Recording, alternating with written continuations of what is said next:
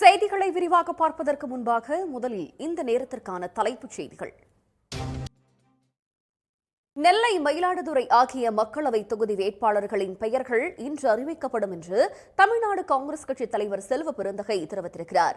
சென்னை சத்திய செய்திகளில் தொடர்வது சிறிய இடைவேளை. புவி வெப்பமயமாதலால் உலகம் முழுவதும் இயல்பு வெப்பம் அதிகரித்து வருவது கூட தெரியாத அளவுக்கு தமிழ்நாடு பாஜக தலைவர் அண்ணாமலை அடிப்படை அறிவு அற்றவராக இருப்பதாக அமைச்சர் மா சுப்பிரமணியன் விமர்சித்திருக்கிறார்.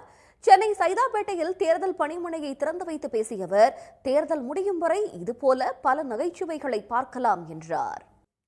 சட்டவிரோதமாக குழந்தையை தத்தெடுத்து வளர்த்து வந்த கன்னட நடிகை கைது செய்யப்பட்டிருக்கிறார்.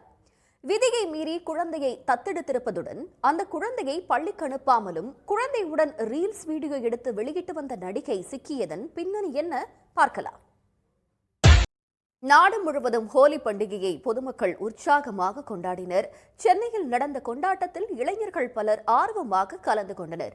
சென்னை சவுகார்பேட்டையில் வழக்கம் போல நடப்பாண்டும்